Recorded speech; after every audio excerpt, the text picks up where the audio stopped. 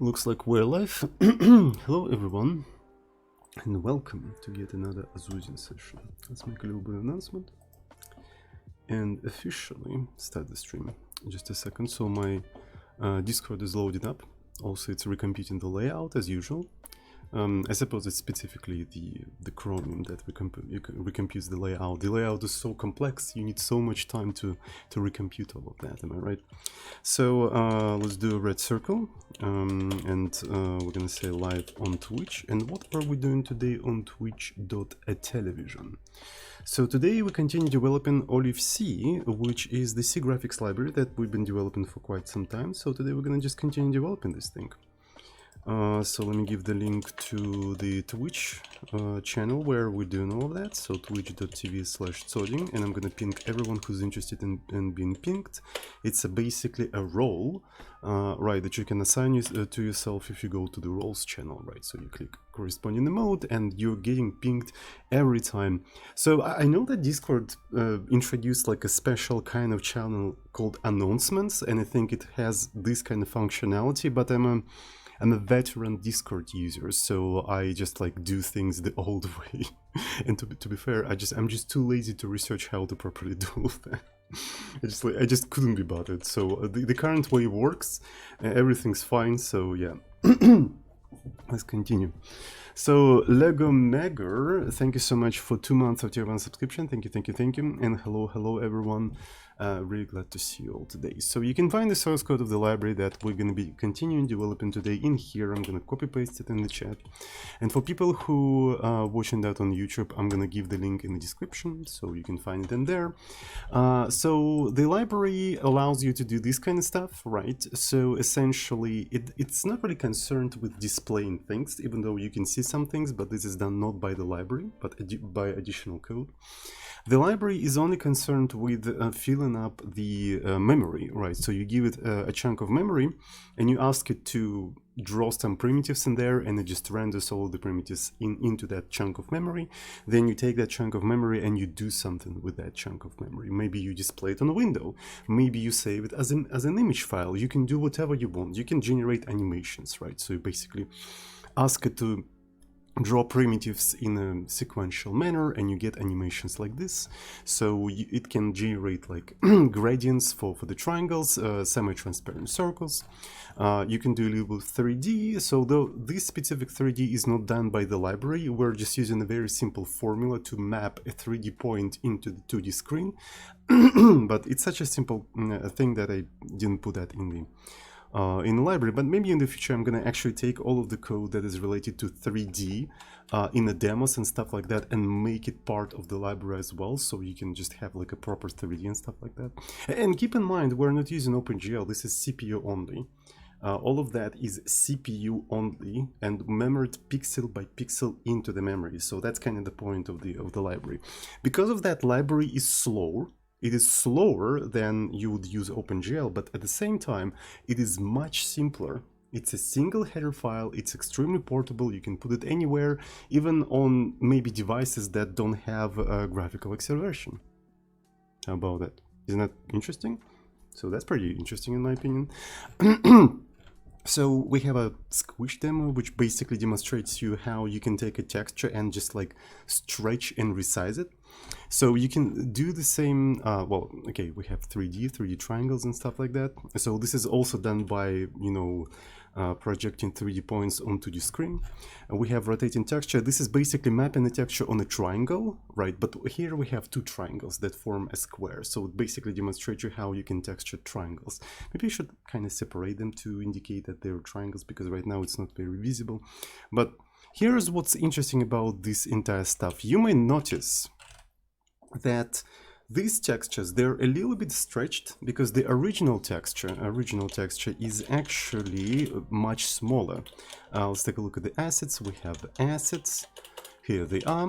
And if we take a look at the original sodium poke, this is the original size. It's 120 by 120. Right, we can even check it out. So it's 120 by 120. 12, not 20, 12. I'm sorry, I don't speak English. Right.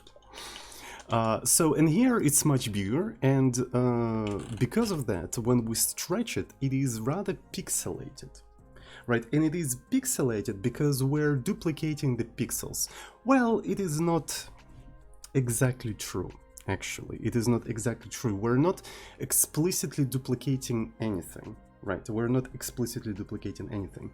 We're using a very interesting trick where we have, well, specifically in here, where we have the target rectangle into which we want to put the texture, right? Into which we want to put the texture. And then we iterate through each individual pixel of the target rectangle. Right, then we map the coordinates of the pixel from the coordinates of the target rectangle to normalized coordinates from 0 to 1. Right, so we normalize the coordinates. Then we take those normalized coordinates and we map it into the coordinates of the texture, rounding up any fractional parts so it snaps into the pixels of the texture. And then we're using the color of that pixel that we sort of hit in the original texture, and that's how we do that. And that effectively, if you're stretching your texture, it duplicates the pixels. If you're squeezing your texture, it effectively removes some of the pixels because something is going to be skipped, right? So that's basically how we do that. So it's better would be to explain with actually drawing stuff. So let's actually see. What do I use to render? I use all sorts of things. So right now we use 3 different ways to render things. The first one is by compiling the code of the demo into WebAssembly and then making a binding so all of that is rendered into HTML5, right?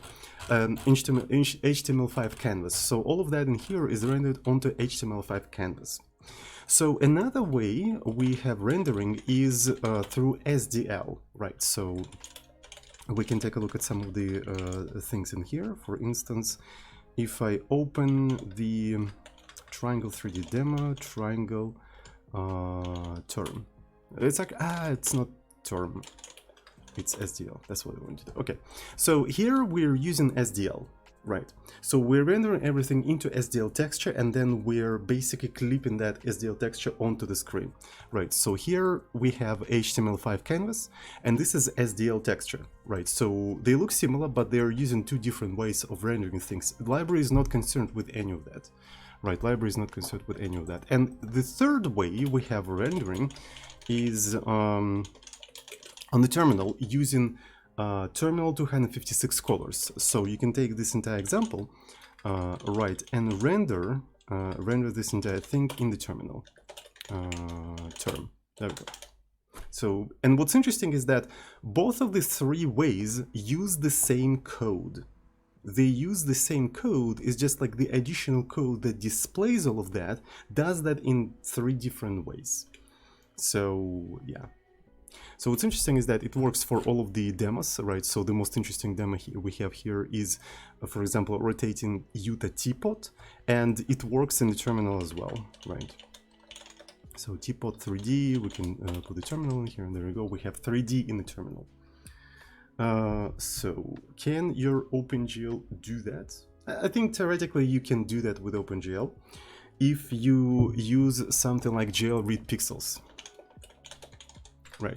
So GL read pixels actually allows you to take the current frame and read it into the memory, right? So you can literally take the memory, like the pixels of the image, and then you can basically display all of that in the terminal, or maybe save it or do something else. But what's interesting is that you would still have to use the OpenGL API, and OpenGL API on Linux, it assumes that you have X11, which is the graphical interface. This library doesn't require any of that. So, like, theoretically, that example with 256 calls can work without access at all on a server over SSH. I never actually tried that, but theoretically it should be able to do that. Right, so, yeah. So it's rather interesting. Okay, so let me actually grab my tablet. Theoretically, all of that is theoretical. Okay guys, so let me actually draw the way we render the textures, right? Right, let's imagine that we have a texture. Texture. And the texture is going to have a size rather small size. Let's actually keep all of the sizes small because, as you know, size doesn't matter. Okay, so just so I don't have to draw too much, right? So that's the reason. So the size in here is going to be a 4x4, right? So it's a texture 4 by 4. And another thing we have is a target rectangle, right? So, and let's say that the target rectangle is going to be something like, maybe, let's have 3 columns and 2 rows, something like that. Okay, so we have a texture 4x4, and we have a sort of like a target, right? So we basically need to fit this specific texture into here, right?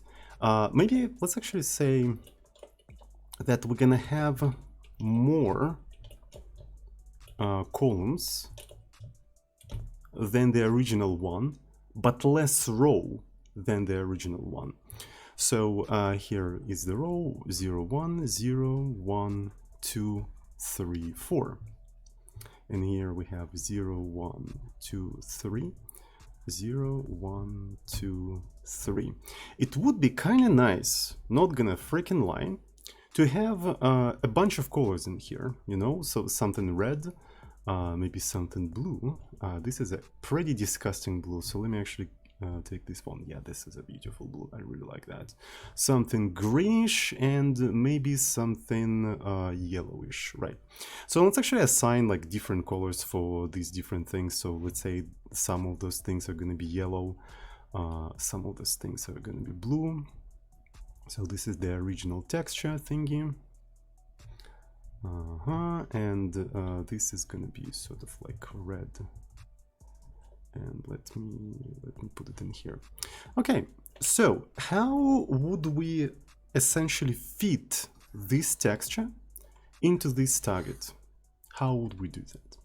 That's a very interesting question. So let's actually take a random point in here, right? So for instance, the point that we want to pick in here is going to be at 0, 2. So the first number in here is going to be the row and then the column, like in matrices, right? So let me actually open the terminal so I can put it behind my camera so I can clearly see what you can see and what you cannot see. So it's a little bit, so to make it a little bit easier for me to do it like that. There we go. So, and what you want to do, right? You want to figure out what's going to be the color of that specific pixel of the target.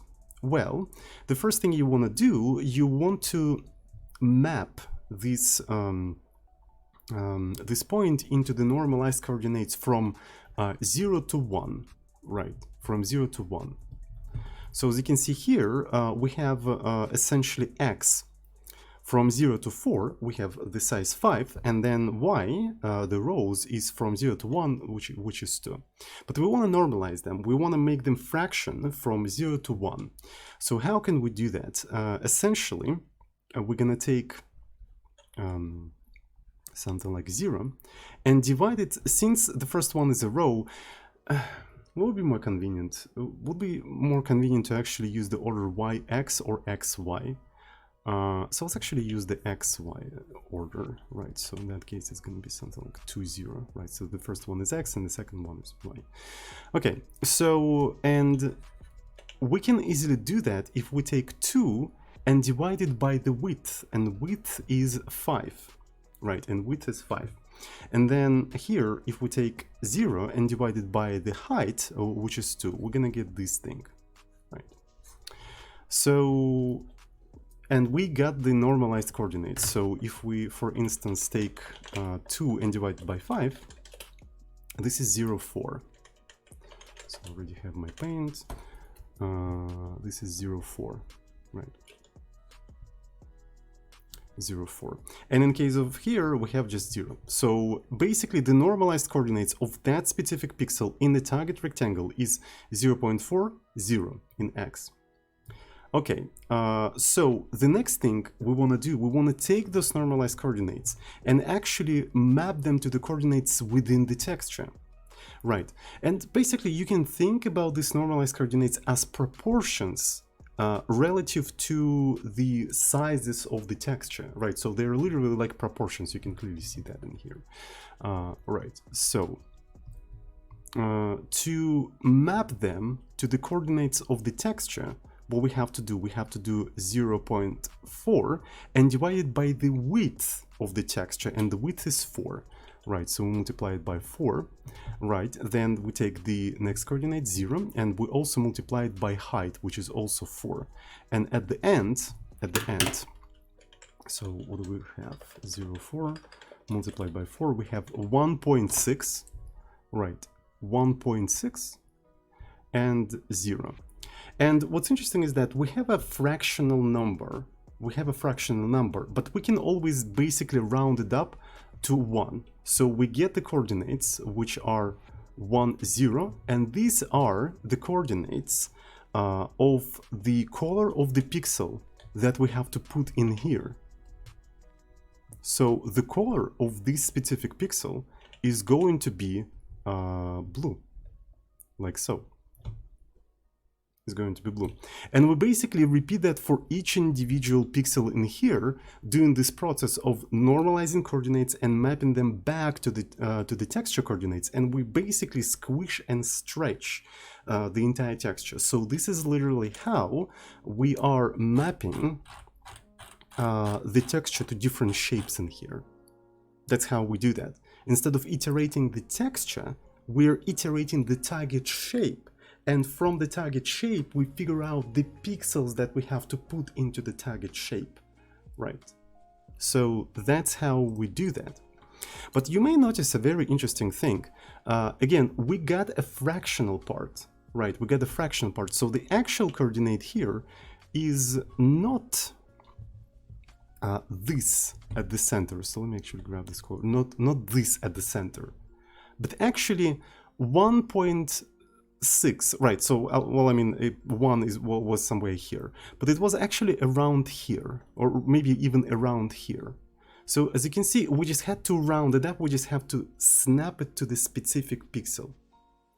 But there is a very interesting technique called bilinear interpolation. Right, essentially, what we can do, based on where exactly we hit within that pixel, we're going to interpolate that color. For instance, if we hit somewhere here, we know that there should be more blue, but also a little bit of yellow between those things. Right, so as you can see, the closer this point is going to go to the yellow, the more yellow it should be. The closer it is to the blue, the more blue it should be. And that way, we can actually smooth out those pixels that you can see in here. Right. So, well, there is a little bit of anti-aliasing going on in here, but this is because the original picture itself is anti-aliasing. But you can still see those like very pixelated things. It's not smooth at all. Right. So, and that's basically what I want to try to do today. But the question is, how can we even do that? Right. So let's actually take a look at something that contains like 4 different colors. I think like this pixel is actually rather interesting, because if I hit my point in here, we should have mix of blue, mix of yellow, blue, red, and green. How can we achieve that? Right, so essentially, when we hit somewhere here, we can consider this point, this point, this point, and this point, and this kind of forms this rectangle, right? This forms this rectangle. And essentially, this is where we can perform a bilinear interpolation. So you can think of linear interpolation as interpolation between only 2 colors, right? So imagine that you have blue and then, well, I mean yellow and then blue, and you have something in between, so you can easily mix these 2 colors, right? So you can do a lerp between them. But what if you have 4 colors in here? How can you mix between 4 colors? That's a very interesting question. Well, if you have some sort of a point, let's say somewhere here, right? if you have some way here. So essentially what you can do, you can draw a line, a vertical line in here. So let me actually put it like this. And find interpolation between yellow and blue. And this is going to be the interpolation between yellow and blue. And then you can find the second interpolation in here between red and green. So you now have two interpolations, right? You found two interpolation between first pairs of colors. And then you have another interpolation here between two interpolated colors. So essentially you do three linear interpolation. So the first one for this boundary, for the upper boundary, the second interpolation for the bottom boundary, and then you get another range. And then you interpolate within this range. And then you get final color, which is going to be the mix between four colors in here with different proportions depending on where you exactly hit. Right.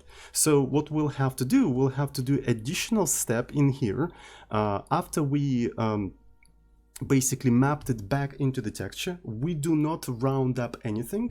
We literally figure out where exactly in the fractional parts between the pixels we hit, and then we look at the neighboring pixels. We look at the neighboring pixel and we do bilinear interpolation in this specific square. And then we're going to put the corresponding color. So the problems may arise when we hit somewhere here, right? Because it's not clear what is going on in here, right? But maybe if you hit in here, right? So you clearly hit the yellow, so maybe there should be no interpolation in here. So on the edges, there could be some really weird effects, but we'll see how we can, you know, work with them. But that's basically the idea that I wanted to try to implement and see if it actually improves or just sort of like smoothes out the pixels of the textures when we just stretch and squish them. So interesting question is going to be, so all of that is going to work when we are making it bigger, but when we're making it smaller, will it work as well? I think it will, because when we just basically we're just hitting a point at the texture and just figuring out its color. So I think when we're squeezing, it's gonna work out somehow at some point, but we'll see. So I'm not really sure. So what we need to do, we just need to gather some information. So everything I explained, I was just thinking about it before the stream on a theoretical level, but I never tried it in practice, right? So when we try it in practice, we'll see the problems that this approach may create, or may not. Maybe it will solve all of the problems, right? So as far as I know, this technique is called bilinear interpolation of the images. You can try to Google that. Yeah, so let's actually try to Google it up. Let me see. Bilinear interpolation. It can be used not only for the images, but for anything where you have like 4 points, right? So you need to interpolate between 4 points. Oh, there you go. So this is the image basically. This is literally the image that I was actually drawing. So you have 4 values, and you are first interpolating on the upper boundary and then the lower boundary. You figure out 2 new values, and then you're interpolating between these 2 new values. So that's bilinear interpolation essentially. Right, so yeah. Anyway, so in 3D, try linear interpolation. Probably, I think it actually scales to any amount of dimensions, right? So you can clearly do that on the, well, in the 3-dimensional one, damn, you would have to actually interpolate on all of the edges of the cube, right? So you interpolate all of the edges of the cube, then on the sides of the cube, and then you arrive at a single point or something like that. Yeah. So, but trilinear, how do you use that? You probably have to do some 3D graphics, but yeah. So I suppose this idea actually scales to any amount of dimensions. Can you just wrap around over the edges? Probably, but why? I think if we start wrapping around the edges, it may create weird effects on the edges, but we'll see.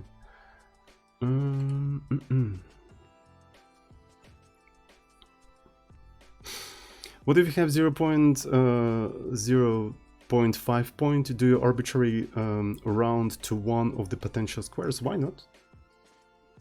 if I pick one side over another, is it gonna make too much of the difference?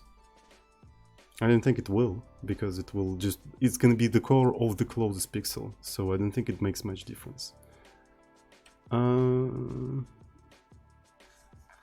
Lerp or flurp, yes, it is lerp or flurp.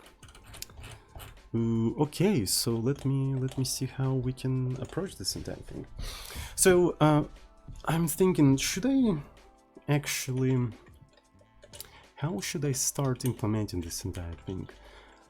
Because it would be kind of cool to have a side-by-side comparison of these two things, right? And the best way to do that is probably to have some sort of a demo, right? Some sort of a demo where we can clearly see all of that. Maybe we're gonna start with the test. Yeah, I think starting with the test is a relatively good idea. So let me see. So where is the list of tests? I need to find the list of tests. Here is the list of tests. So let's define test case. And the test case is going to be bilinear interpolation, right? So this is going to be bilinear interpolation. Let's create a function that implements the tests, right? So this entire thing is going to do Olivet's canvas, right? So this is the canvas, and there you go. So as far as I know, we already have the texture loaded up. Okay, so we literally include the texture in here, which is nice.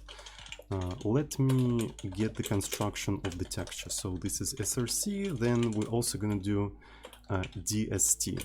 So one of the things I want to do, I actually want to make the destination into which we're stretching render everything twice as bigger than the texture, just to see what's going on in here, right? So canvas alloc, yeah, so this is how we allocate the canvas. So this is going to be SRC width, SRC height, right? And we're going to multiply it by 2.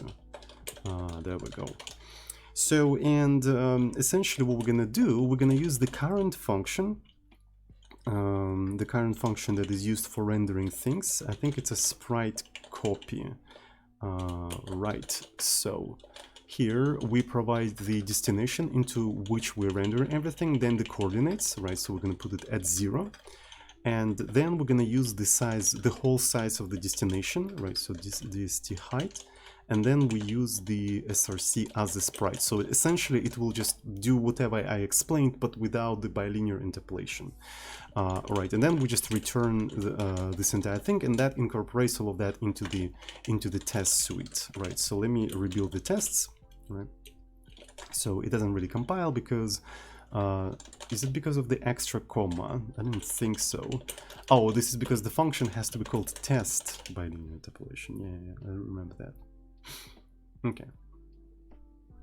So, and this is a little bit inconvenient. So after that, I have to run the tests and just see what kind of tests do we have in here.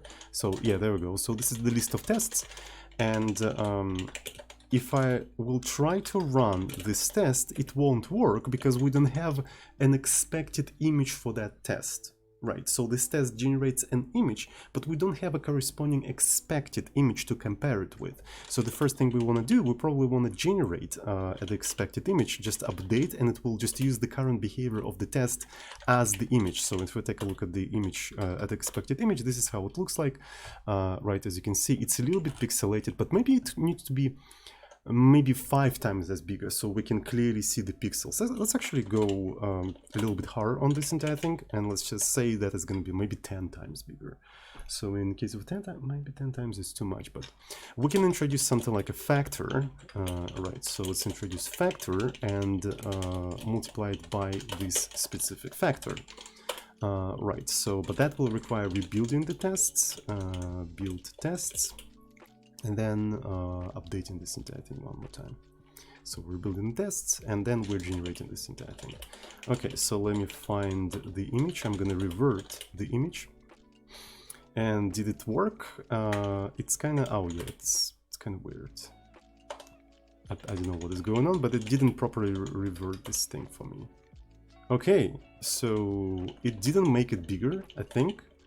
That's really up. Well, I mean, yeah, because I just factored it out. I thought I also put 5 in there, so I'm already going crazy. Okay. Now, let me see. Okay. Let's read that. So yeah, we can clearly see everything in here. Okay, so that's pretty pogue. Maybe we can even, if we want to compare it side by side, right? If we want to compare it side by side, we probably want to make the width a bit bigger, right? So let's actually make the width of the destination twice as big, right? Let's make it twice as big and use the width of the source, right? Use the width of the source to render all of that on sort of like a left half, right? So render all of that on the left half. Now, let me refresh this entire thing. I wonder if I can just open it up. And yeah, so something went horribly wrong. Use of uninitialized memory. Okay, so that's understandable. So after we created the destination, we probably want to do Olivet's fill, DST, and want to fill it with just 0. Right, so let's just fill it with 0 and don't worry about that.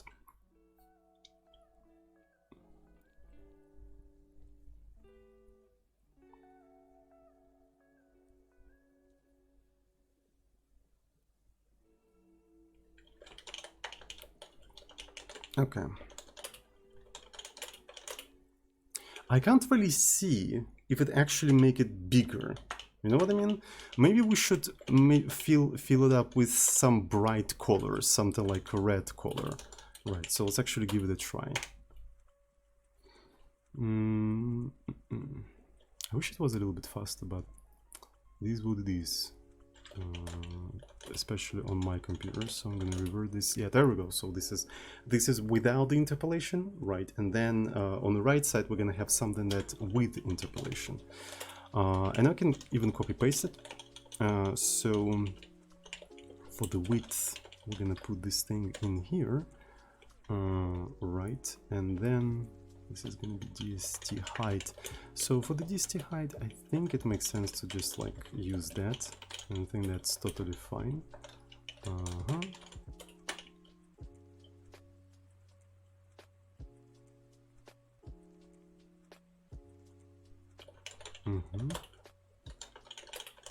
Okay, so we have two pogs. So let's go into the Olive C. Sprite copy. Right, let's find a sprite copy, and this is the function where we have to do the interpolation, right? So it's literally does what I said it does. It iterates through the pixels of the target thing and then just does this specific interpolation thing. Yeah. So it's a little bit more complicated than what I explained, because this specific function also allows you to have negative width and height.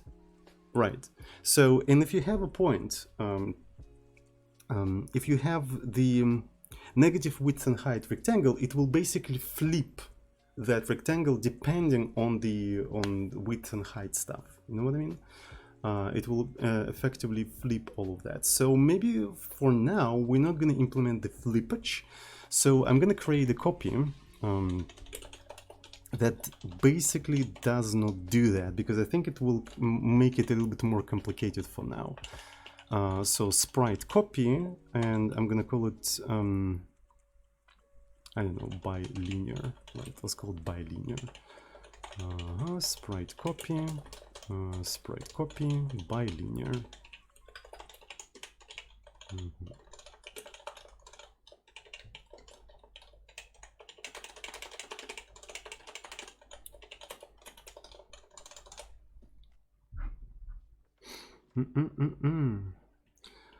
I get a stroke every time I see ++I in a for loop, even though it does not matter in the slightest.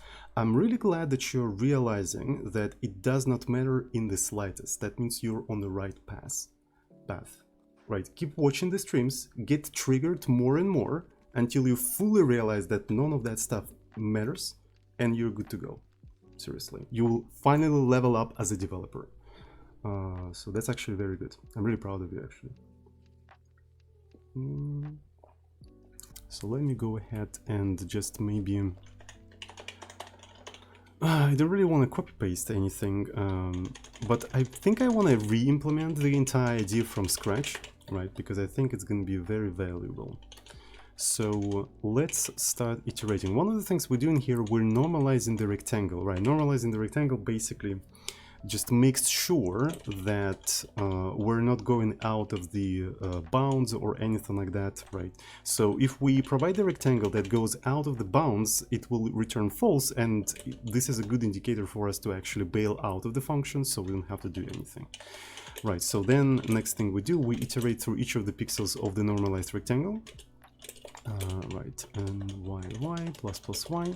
So we do that for int x and rx1, x and rx2 plus x.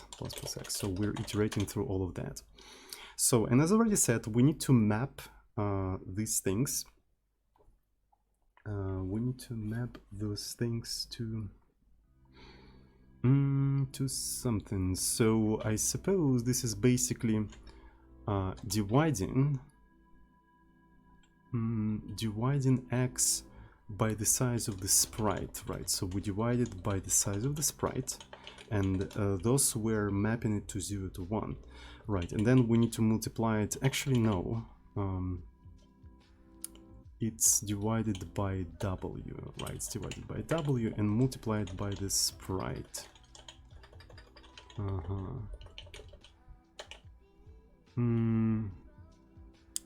Oh yeah, so this one is more complicated because it is not as straightforward as you may think, right? Because x, if we want it to work like that, we need to subtract the original value from x in here, right? Because it's not located from 0 to width, right? It's located in in an arbitrary place, so it's not gonna work like that.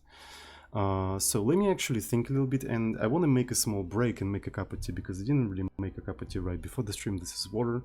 So yeah, let's make a small break.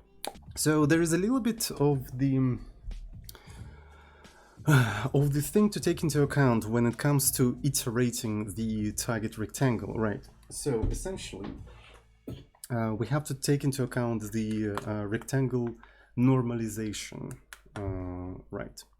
And this is a technique that is used throughout the library, especially for the API calls that do something with rectangles, right?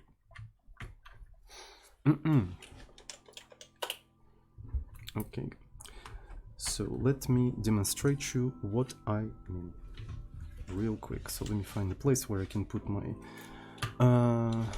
my tablet. Super quick. I can see shit. Where is the okay, so here's the tablet. So let's imagine that you have a canvas, right? Let's imagine that you have a canvas, and then you ask the library, okay, fill in this rectangle with something, right? So, and the library will do what? It will just fill in this thing, right? So then you said, okay, now fill in this rectangle. As you can see, some of the parts of the rectangle are outside of the canvas, right? And if the library starts blindly iterating through the pixel and filling everything in, it will, of course, quite likely get a segfault, right? So one of the things we do so-called rectangle normalization. So there's a function, you give the size of the canvas to that function and your target rectangle, and it basically gives you a new rectangle back, so-called normalized rectangle. So it basically clamps this entire thing to this specific thing, and you can basically safely iterate through the pixels of that normalized rectangle without worrying that you're gonna segfault, right? So that's basically what you can do. And furthermore, if you provide the rectangle that is completely outside of the canvas, there's no point in even rendering this entire thing. So this rectangle normalization will return false, and you can use that to actually see, well, whether you have to do something or not. So here's the function that performs the rectangle normalization, right? So normalize rectangle. So let me find this entire thing, and there you go. So you provide the shape, the rectangle itself, then the canvas size, and then it gives you the normalized rectangle, which is a structure. But here is an interesting thing. So this is the new rectangle, but we still need to know this specific point, right? We still need to know this specific point. And I'm thinking, right, and because of that, the normalized rectangle contains sort of the original things, right? Original uncut edges, some parts of which may be outside of the canvas boundaries, which is a rather interesting question. Why do I have to provide those? Oh, yeah, I think I know. It's kind of, it's just like, I remember that normalized rectangle returned you the original rectangle, but I don't remember why, because you have the original rectangle. Why the fuck would you need that? I just remembered. When you normalize the rectangle, you provide the rectangle in a format of left top corner plus the size, right? But the normalized rectangle returned in the format of left top corner, point at the left top corner, and the point at the right bottom corner. So this is two different formats, right? So, and that's why it returns you, right? It returns the original uncut, but in a different format, which might be useful for texture coordinate calculation, right? Because even though you have cut texture, you still need the original things to compute pixels properly. And that's why I was a little bit like confused when I was looking at the code, because this is the thing that you have to keep in mind while implementing all of that stuff, right? So because the user of the library may ask to render something outside, and you have to cut and crop the textures properly, and also don't access the memory, so you have to be more or less memory safe and stuff like that. You know, everybody cares about memory safety in 2022, right? Because Rust and stuff, so of course. So if your language isn't safe, Rust developers are gonna come after you. All right. So this is something that we have to keep in mind. Anyway, so when we start iterating the original thing, x and y should be within the coordinates of the texture, right? So essentially here we have to subtract on R, so this is no normalized rectangle and R, and subtract x1, so that way we iterating from 0 to the width of the rectangle, right? So then we should divide this entire thing by the size of the target rectangle, right? By the size of the target rectangle, and then we need to multiply it back, right? Multiply it back by the width of the sprite, right? So now we figured out the x coordinate of the texture, so I can put an x in here. There we go, right? And of course, there's a little bit of an interesting thing in here. For example, we can clearly see that width can never be 0, right? So that means if we do, if the user provided width equals 0, we have to instantly like return. Otherwise, we can do it like that. Otherwise, we should continue rendering. So, but maybe we're also gonna support negative things in the future, but right now we do not support negative things. Let me put it to do. Support negative sizes in sprite. I'm not really sure if supporting negative sizes is such a good idea, because the only reason why we support negative sizes is to allow flipping the textures, right? Flipping textures. But maybe we could have just go the SDL route, right? SDL render copy extended, right? And in here, so this is actually a very closely related function, and it has just a parameter render flip, which tells you how exactly you want to flip. You want to flip horizontally, you want to flip vertically, and that way maybe we don't have to mess with negative width and negative heights. And what I noticed is that for the user it's easier to just have the flip in here, so we'll actually consider. So maybe you put it to do in here. Consider introducing flip parameter instead of relying on negative width and height, similar to how SDL render copy XC does that.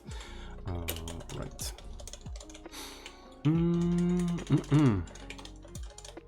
To do equal never do. I do them actually quite often. I use to do's as my issue tracker.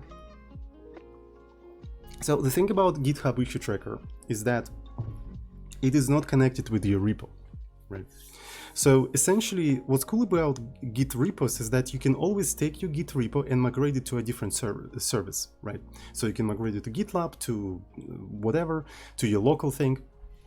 But issue tracker is not connected to your repo, so you can't easily migrate issues.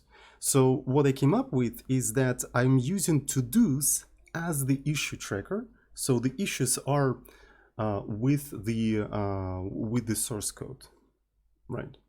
So that's basically what I do. So if I want to migrate to a different service, I don't have to worry about losing all of my issues because all of the issues are inside of the source code, right? The users can't report issues, of course, but in my opinion, the tracking what you need to do and the user's feedback is kind of two different kinds of feedback that require different tools to handle. So it's two separate things. I don't really understand why people mix them up.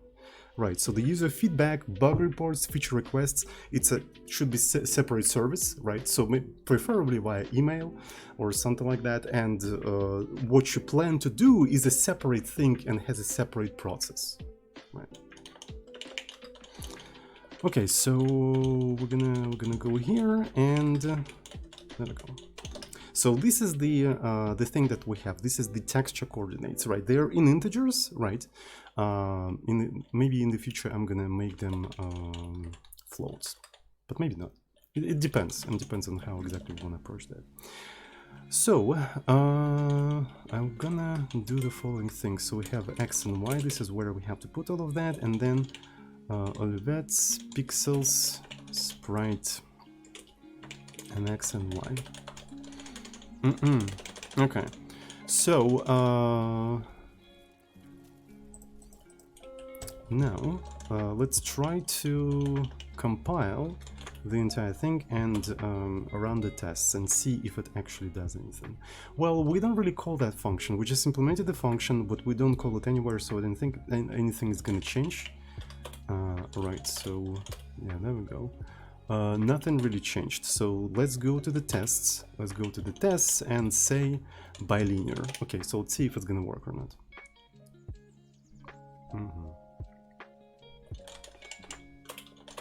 So I'm gonna remove the current thing, and then let's go to here, right? And everything seems to be fine.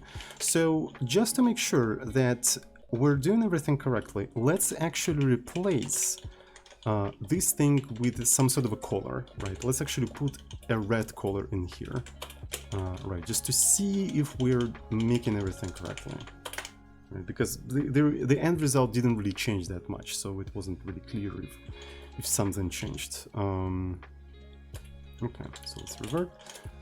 Okay, so the function is working, and we're kind of ready to do the bilinear interpolation in here, hopefully. So interestingly, when we do that, we get the specific pixel, right? Okay, so let me actually draw something. So I'm gonna draw the pixels like so. So this is another pixel. Maybe we're gonna put them like that. I want to make them. Okay, so this looks squarish enough. This looks squarish enough. Right, so it's gonna be plus, then like that, and then like that. There we go. So we have something like this. Okay. When we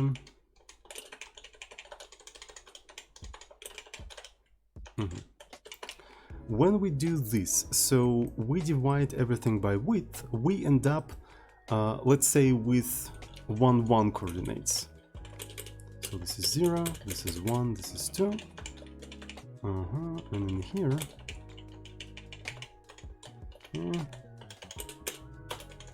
so this is 0, 1, 2.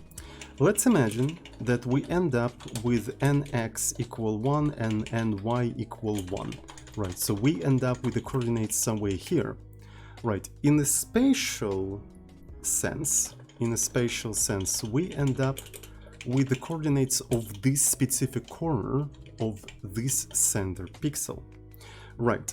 But now we need to know where inside of that pixel we are. We can't really know that because we're doing all of the integer stuff, right? So it's kind of hard to tell where exactly within the pixel are we.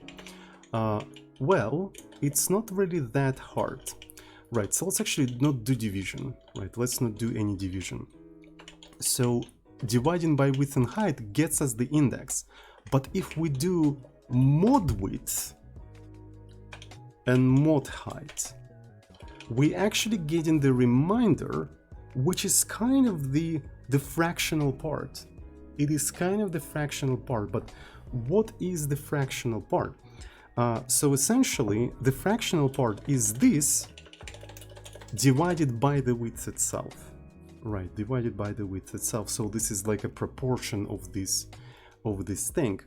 So, and we can actually go from that, right? We can actually go from that. So this kind of gives us, so if we treat all of that as floats, right? If we treat all of that as floats, we get the fractional parts without actually doing any floating point things, right? And if we want to know if the point is, how to say that, how it is relative to the center point, because it's quite important, is like on terms of like horizontally, is it on the left side of the pixel or on the right side of the pixel, right? So we can clearly see that. So we know it's on the left side of the pixel if nx mod w is less than half of the width, right? Or maybe equal, it doesn't really matter, so it's just like additional little thing. So we know that it's on the left, right? So it's somewhere on the left. Otherwise, it's probably on the right, right? Something like that.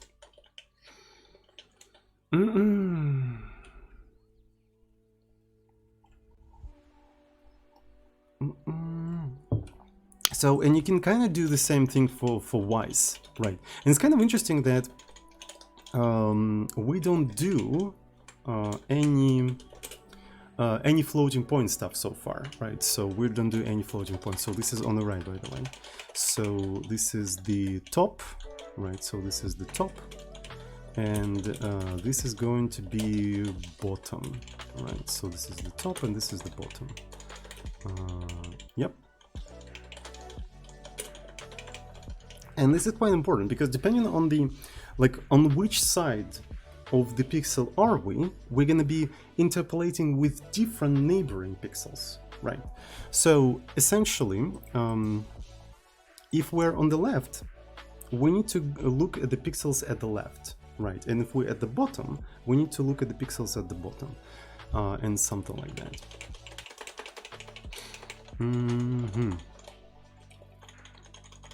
So this one is rather interesting. So now we just need to collect all of the things.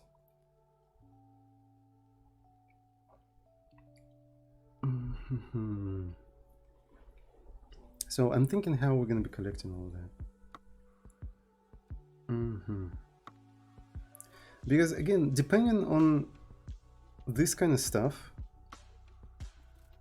we're gonna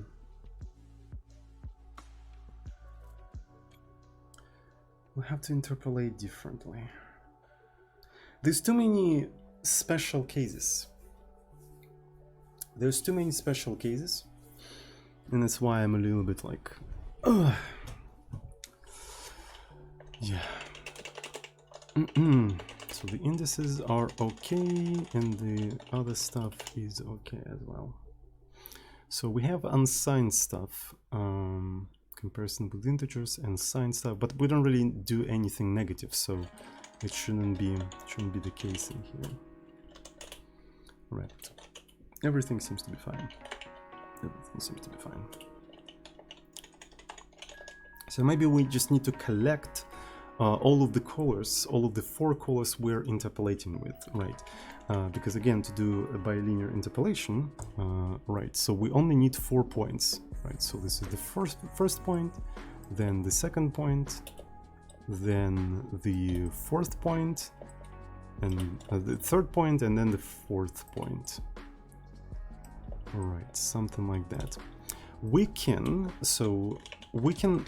quite confidently say that the point, the pixel that we're currently at, is going to be one of the points that we're interpolating with. It's just the question is whether it's this one, whether it's this one, whether it's this one, or whether it's this one. It's kind of difficult to tell, but for now we're not going to focus on that.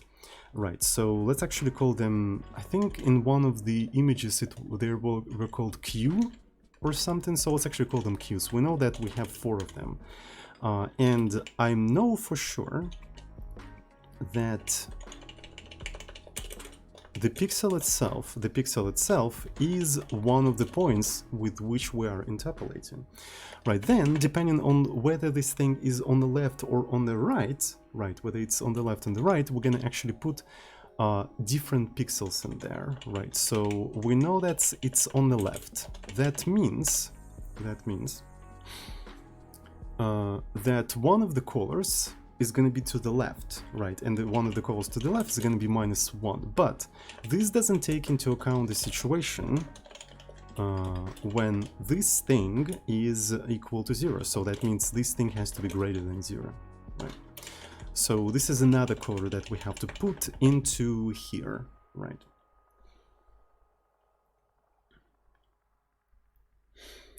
Which is rather interesting. So who said we can't interpolate it right away? Okay, so we kind of detected that we are to the right, we are to the left of the current of the pixel, right? Who said we can't just take these 2 things and immediately interpolate them, right? And if we're to the right, who said we can't just go ahead and immediately interpolate like this, right? And then we get the interpolated things, right? We get interpolated things. Yeah, that's very interesting. So,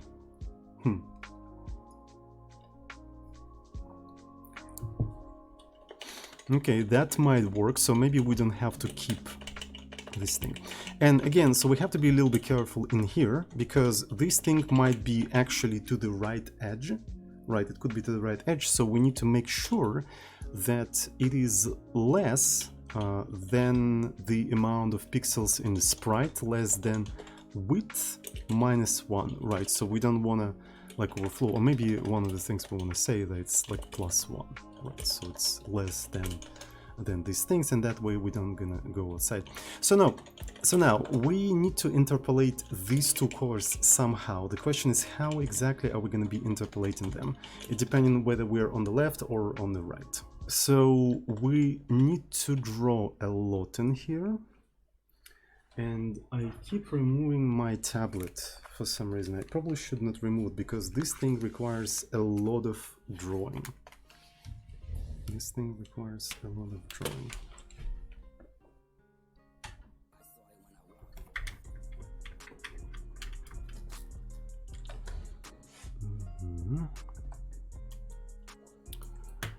Okay. What we identified, right? We are identified so far that we are somewhere on the left to the pixel, right? So something like this. So we're on the left somewhere, maybe here, it doesn't really matter. So let's actually say that we're here. So it means we're looking at the pixel to the right. Right, we're looking at the pixel to the right, and it has its own center, and so on and so forth. So now we need to identify where are we on this line. So the size of this line is actually equal to 1. Right, it is actually equal to 1, but in this case we can say that it is equal to W, right? So I keep doing division and mod, and division is a specific index within a specific index of the pixel, and mod is the specific place within the pixel, right? So I already mentioned that. So it would be nice to save them to names, so I don't have to do that over and over again, but I cannot come up with the names for these things yet, so I'm gonna keep just like directly dividing them, right? So don't worry about that being slow, the compiler is gonna optimize it anyway. But for now, I'm gonna just keep it like this. All right, so interestingly, if it is to the left, the actual proportion is half of the width. It is half of the width, and we're somewhere here. So half of the width is this, right? This is half of the width, and then this is the actual value. So we can just say nxw. So this is the actual length, and the actual interpolation that we have to do in here is divided by width. Right, it's divided by width. And this is basically how close should it be to that or that color, right? How close should it be to that or that color? So maybe, well, I mean, we are interpolating starting from this color, so it would be nice to save that. U32A, so this is the color A, so we interpolate it from that color to this color, U32B. Right, so we're doing that.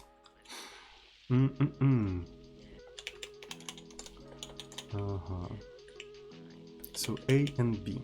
So when we are interpolating, what I need to do A plus B minus A. So we find the difference between them. So this is the difference between the colors, right? And then I multiply by the interpolator, right? So this is the interpolator, right? And that's basically it, but that's not the full picture, because this kind of implies that we're using floats, but we actually don't, right? So we actually don't use floats in here, right? So that's basically what we have to do. That is basically what we have to do. But how do we mix the colors? Do we have like blend color? Right, so okay, we have a blend color that uses the alpha channel, and we also have mix color that mixes three colors depending on different proportions. So I feel like we need another function which can mix two colors. Mix colors too, right? It will accept this and uint32c2, and it's probably going to be kind of similar to these parameters, except it's only going to have u. Right, it's only going to have u. There we go. So maybe u1. Yeah, there we go. And that's precisely what we want to use in here. It's precisely what we want to use in here. So maybe I can copy-paste this entire implementation. Yeah, so this is actually kind of similar, because I can simply do something like this: u2 determinant minus u1, then u2, and there we go. So now I'm mixing two colors instead of three. And mixing three colors is needed for triangles, because in triangles, for instance, like you probably saw that in a rainbow triangle, right? So as you can see, there's three vertices of the triangle, and with which vertex there is a color associated, right? So to be able to do this kind of trilinear gradient, we need to be able to mix three colors depending on three different proportions, right? So this is what mix color 3 was needed for, right? But now we need mix 2, which mixes two colors. Maybe we probably need something like mix 4. That's actually very interesting. Maybe we should have had like a mix 4 that actually, well, I mean, this is literally what we implemented anyway, just in a different place. Maybe once we finish implementing the bilinear interpolation, we'll be able to extract that to that function, like mix color 4. But for now, we just need that. Okay, so that's really interesting. Okay, so we have that. So bilinear. All right. So, and that's basically what we need to be able to do. All right, so I need to do mix color 2. Mix color 2, we're mixing A and B, and we're mixing that with this specific proportion. So here is the proportion. Right, so this is the numerator and then denominator. Right. Okay, cool. So we managed to mix these two colors, and we can save that mix somewhere here, right? So we can say that it's a first horizontal color, right? It's a first horizontal color. So let's call it H1, right? So this is H1, and we're gonna save it somewhere here. What's interesting is that if this only works if this condition is true. If this condition not true, we can just safely assign to H1 literally the current color. Right, we can just assign the current color, and we don't, yeah, so I was thinking how exactly I'm gonna handle when we overflow to the left, right? So we look into the pixel to the left, and there is no pixel to the left because we are at the edge. What do? We just take the current pixel, so it doesn't matter, like what's there, right? Because we're basically extending the colors there, right?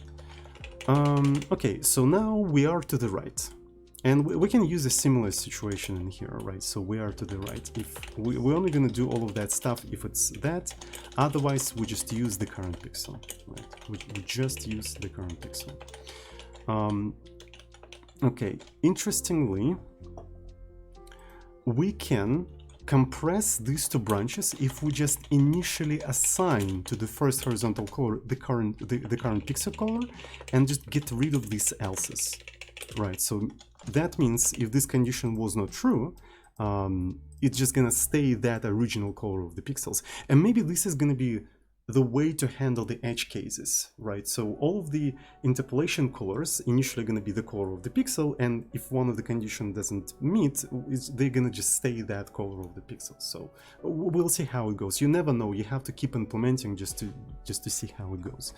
Anyway, so this is what we have. UN32A. Right, literally edge. Yeah, it is literally edge cases. Yeah, exactly. You're right. Okay, so now we need to mix the colors. So, but these colors are going to be mixed slightly differently because we're on the other side of the pixel, right? So, so now let's say this is the current pixel, right? So this is the current pixel, and we're on the right side. So what's going to be the proportion, right? So we know that this is the value that we have in here, right? But we have to actually... this one is interesting. So we only care about this thing. So that means we need to take that original value, NXW, right? We need to take that original value and subtract this thing. And you know what's interesting is that it only works if this thing is greater or equal to this one, because this is literally what we check in here. We literally checked if this thing is greater or equal to this thing, and if this thing is literally greater than these things, we just subtract it from here and it becomes the value by which we're interpolating. So it works out kind of. Right, it kind of works out. Okay, so that's very interesting. So essentially, we figured out the interpolation for the first horizontal line. Oh boy, oh boy, oh boy. So this is only the first thing. So now we need to know whether are we at the top or at the bottom of this entire thing. So, and whether we're at the top of the bottom will determine essentially what's going to be the second horizontal line.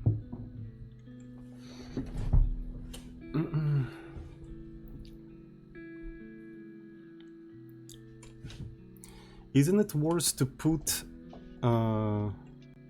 this thing in a separate variable. There is a lot of things that worth put into a variable here. This code is unfinished. I'm in the middle of writing the code and also in the middle of figuring out what needs to be written. There's a lot of things you can do in here. That's the point. That's literally the point of what I'm doing, right? Because the way I develop things, I actually explore the space of different possibilities. And you just noticed one of the possibilities that you can do in here. Cool. So it's very cool. You can do a lot of things in here. So maybe I'm going to try to figure out the second horizontal line in here as well. Right. So I think that would be kind of cool. Right. Would it be? That's an interesting question. Because those things are so interconnected with each other, it's kind of hard to tell.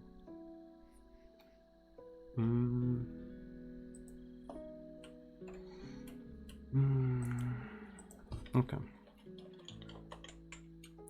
So let me start.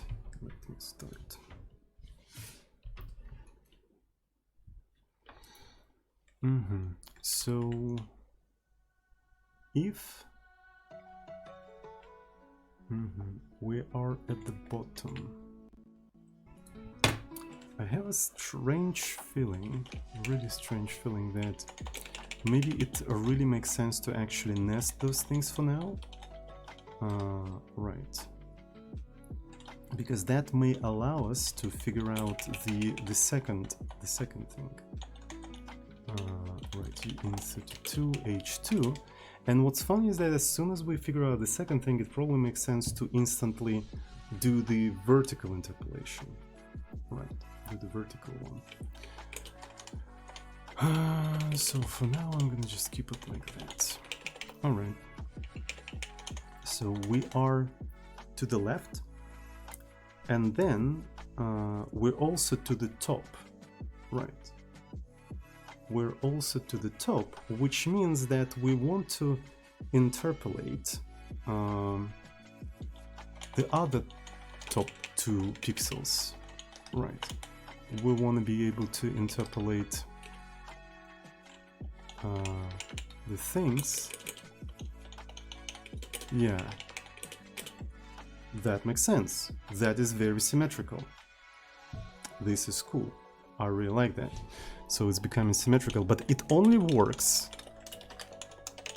if ny divided by h is greater than 0. Right, it only works if it's that. All right. So, and maybe we can even try to do it like that, right? So if that, we do that interpolation, right? So this is the interpolation, and h2, and I'm just mixing up those colors, right? So, and I'm mixing up those colors the same way I mix up this one, because it's literally the same sort of horizontal line. It's like literally the same horizontal line. Okay, so that's cool. And we can straight up do the vertical interpolation in here because we already figured out H1 and H2. Right, we already figured them out, and we kind of already know in which order we have to go because we know that we're on top. So essentially this entire thing will kind of turns into the decision tree. Right, it becomes a decision tree for to the left, to the right, and we'll see if it's compressible into like in any degree. So, and the reason why I was creating these variables in here, I was thinking that maybe I'm gonna straighten it up at some point, and so they're gonna be useful in the future. Maybe they will be useful in the future, but you never know. So maybe I just like don't have to do it this way. We'll see. All right.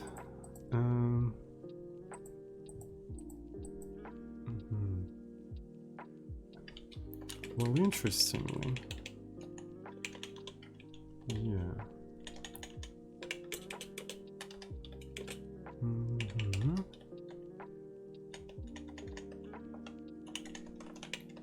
So this is H2.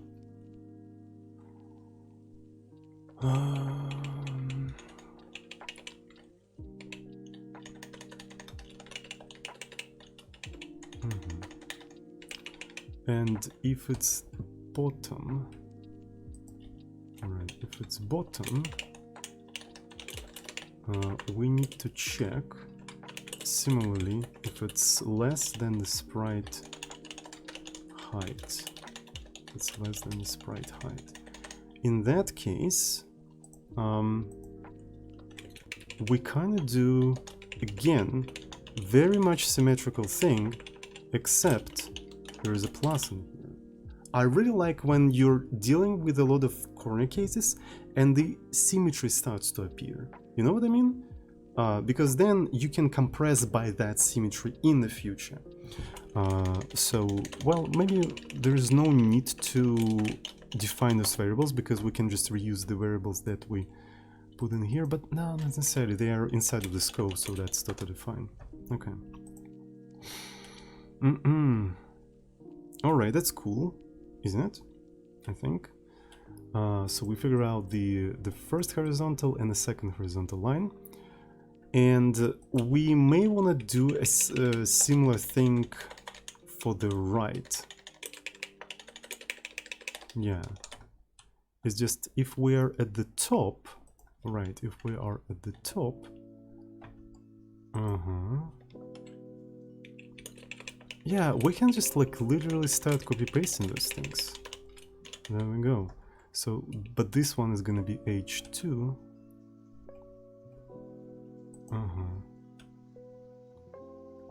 If ny less than h is greater than 0. This one is h2. This one is h2, but we're also doing -1. Yeah, -1. Cool.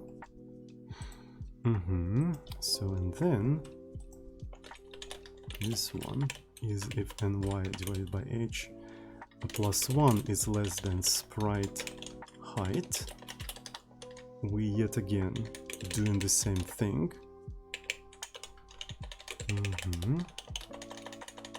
But for h2, but here we're just doing plus. We're just doing plus. Okay. So h2, h2. All right.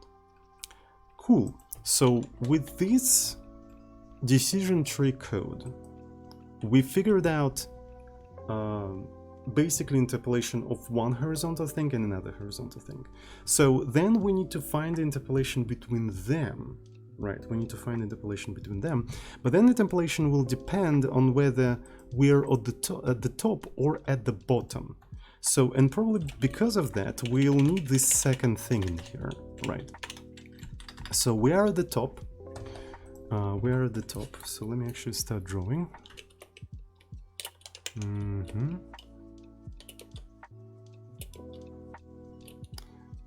All right. Cool. So we're at the top. So that means we have the point somewhere here, let's say. Right.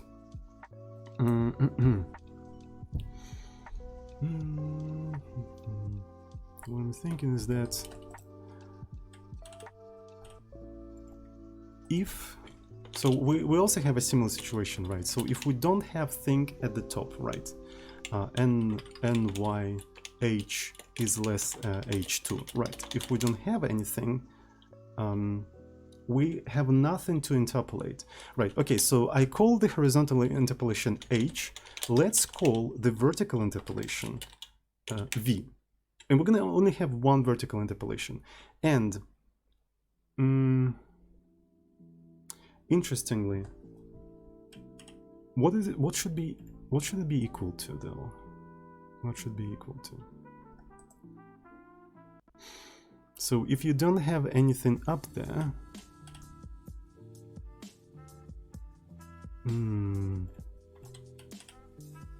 though maybe it doesn't really matter. Oh, it doesn't really matter, actually. It doesn't really matter because we're not accessing any specific pixels. We're not accessing any specific pixels, we're only interpolating between H1 and H2, so there's no reason to check anything at all whatsoever. So this is actually perfect. Okay, so it's always gonna happen, right? So we can just like deal with that. So that means we're mixing the colors to H1 and H2. H1 and H2. All right. And that means we take height. We take height plus and by height plus half of the height. We already had something like that. Yeah, so it's kind of similar in here. It's kind of similar in here, but only for y. Right, so it's h, y, h. Right, so this is something like that. Right, and when we are interpolating, we put h in here. Right, so in here we're going to put v. To v, so we're not going to initialize that. So this is that. But here is the interesting thing. We're interpolating from h1 to h2. So if it's at the top, h1 is the bottom one, h2 is this one. Which means that this must be this value. Right. That means we have to take h2 and subtract that value, because okay, so this is the value that we have, but we're only interested in this value. To invert that, we have to take half of the height and subtract that value, and this is how we get that one, and this is how we're gonna interpolate. Okay, so cool. Mix colors 2. Right, and so now let's imagine that we're at the bottom, so this is the current pixel, and we're somewhere here at the bottom. Right, so we're somewhere here at the bottom. We know that for sure. So we need to now do H2. We only care about this thing, but we do have this entire thing. So that means we have to take NYH and subtract H2. And that's how we get that. And that's how we are interpolating this entire thing. And I'm pretty sure it feels like I might have actually made a mistake somewhere, so we'll have to go through this entire stuff one more time.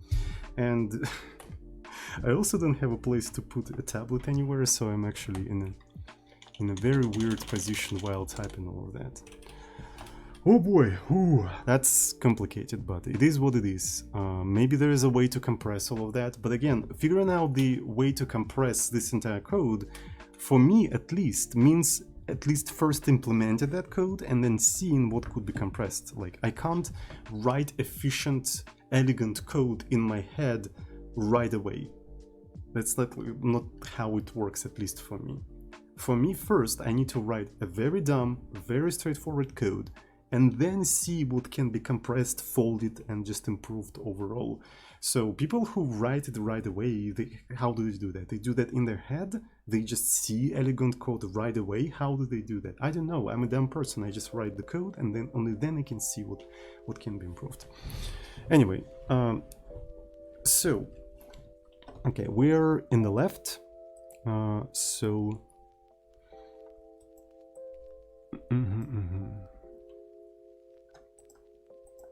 But this one is rather weird. So the symmetry is kind of broken, isn't it?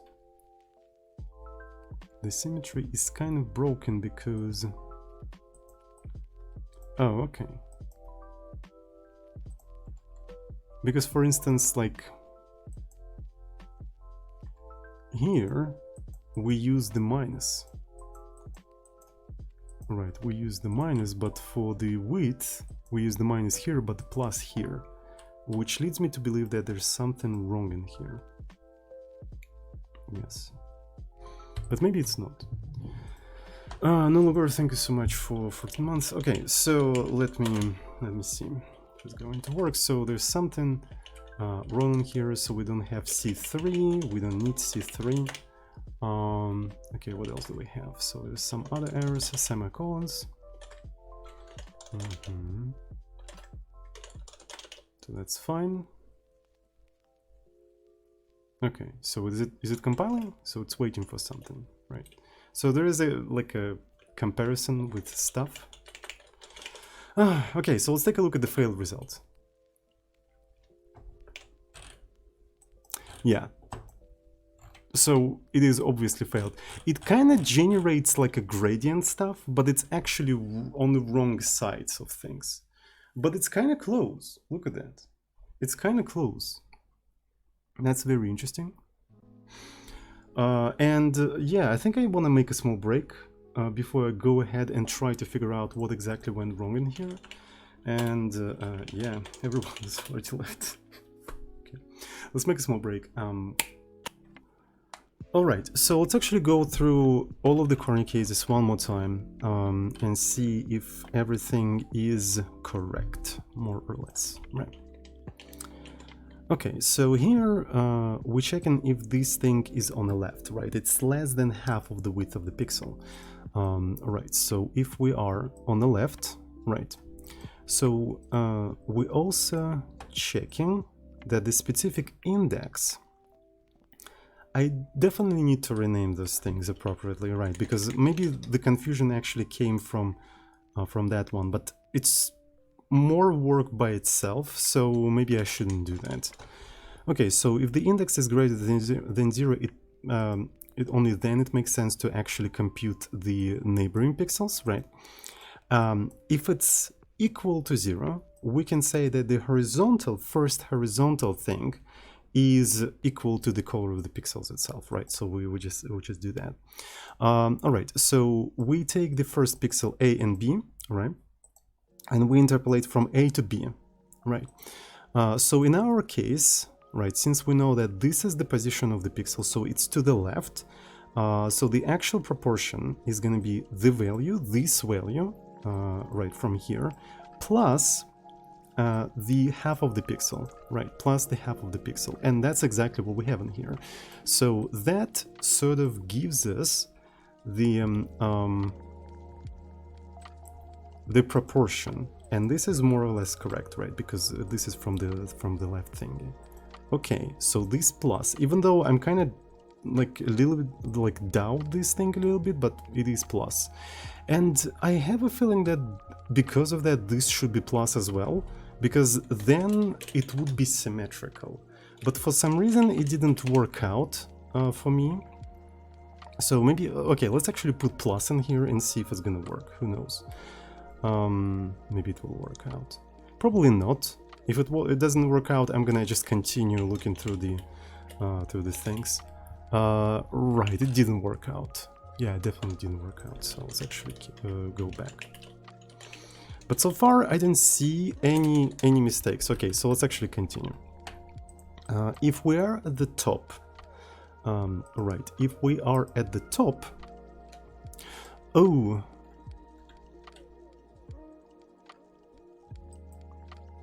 it's just depending on, yeah, we're using the same order in here, so the order might be different. The order might be different. So, so if we are at the top, right, if we are at the top, we need to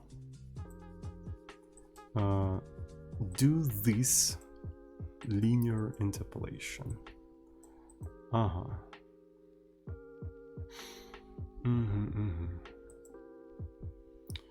So that means we'll have to interpolate from H2 to H1 if we're at the top. I wonder if that's exactly what we have to do. H2 and H1, and if we're at the top, all right, we're interpolating from here. So this is what we're gonna have in here. Okay.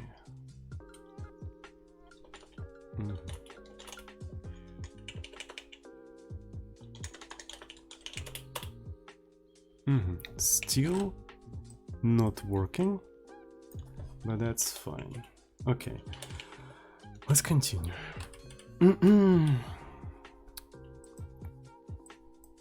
So this is the second one, And if we are at the top, we just do that.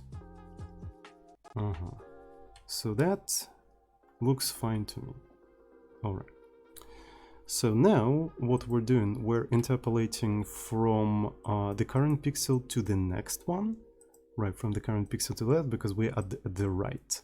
Right. If we are at the right, essentially what we have to do, we have to take our entire value and subtract half of that pixel, right? And this is precisely what we do, and this is relative to the width of this entire thing, right? If it's relative to the width of this entire thing, and this is how we do that.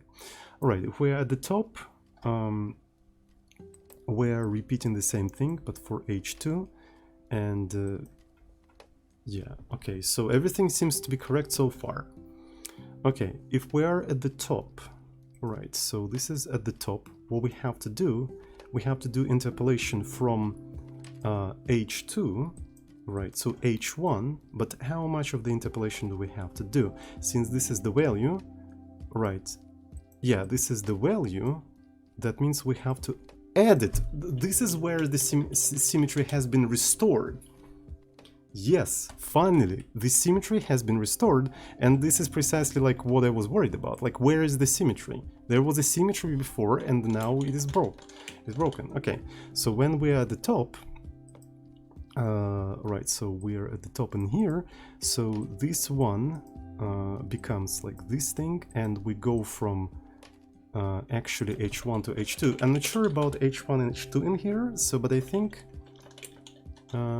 it should work out. If it's bottom, yeah, so it's the right order. Okay, are we ready yet? Are we flipping ready yet? I think we are basically ready, and we just have to wait for this entire thing. And there we go, and it doesn't work. It feels flipped vertically. It feels kind of flipped vertically, and I wonder why. What if I just like literally do it like this?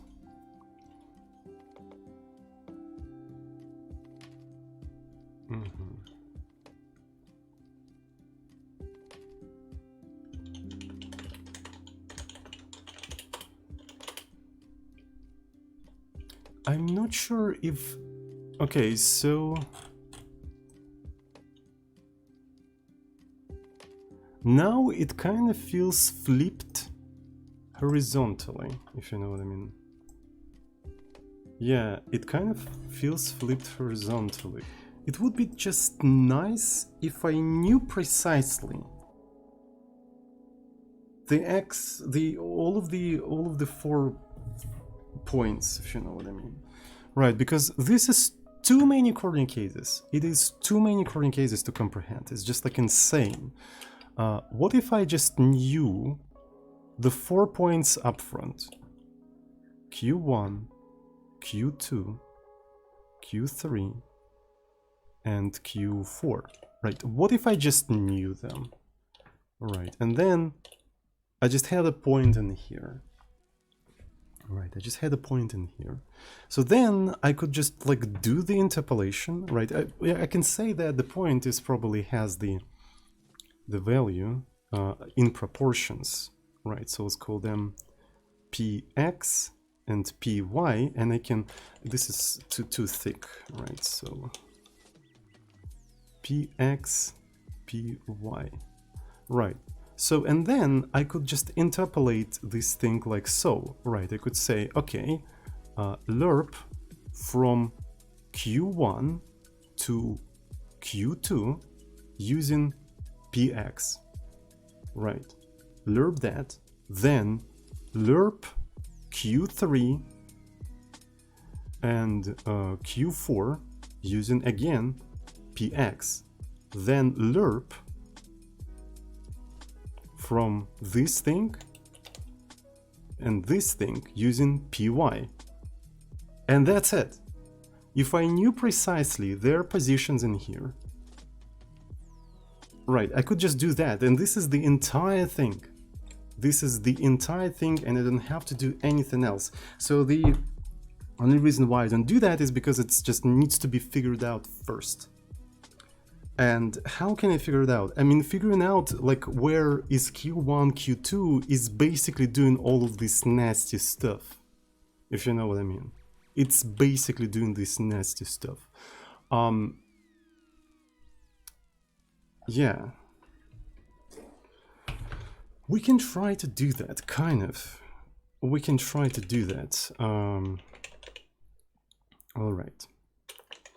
So essentially, we could have queues, which there's 4 of them, right? So they initially something like this. Yeah. So we're not gonna do any interpolation. So here we can start doing figuring out. All right. We can start doing figuring out. So I'm gonna remove that. I'm gonna remove that. Right. Whatever. So and after that, let's do the you know, interpolation. Oh, and also you need to have these px things. God damn it. All right, so you need to have px and py. All right. But again, figuring all of that out is just doing these crazy special cases things, but without actually computing anything. Like, I don't know. Anyway, so lerping mix colors 2 is basically lerping, right? So we're lerping from Q0 to Q1 using px, and px, like, we have to use the width of that thing. Right, so this is the width, and maybe we can just use an integer in here. All right, there we go. So this is the first thing. The second thing is 2, 3, also the same thing. And then we mix the colors yet again from this one to this one, but using py over h. And that's the color of the pixel. Right, that's literally the color of the pixel. Cool. But just now we have to figure out all of that. Right, that's where it becomes freaking crazy. Okay, so one of the things we could do, we could easily figure out the points that we have in there. Right, so it's just like the order of them is kind of questionable.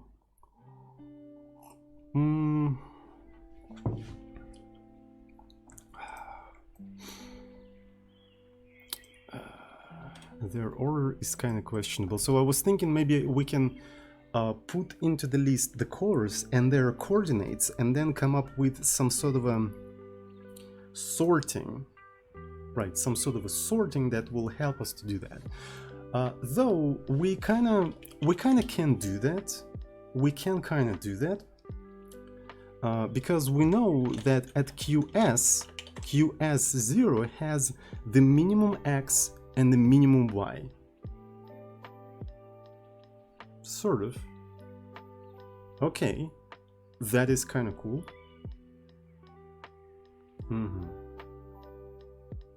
The minimum x among all of them, and the minimum y among all of them. Right, so what we need to do, we need to figure out all of the x's and all of the y's of this thing. Okay, so this is kind of cool. Okay, sure. Sure. Though then figuring out px and py becomes kind of a pain in the ass, but whatever. Okay. So we need to get these 4 coordinates, right? So this is x's. We have 4 x's in here. We have y's. We have 4 y's in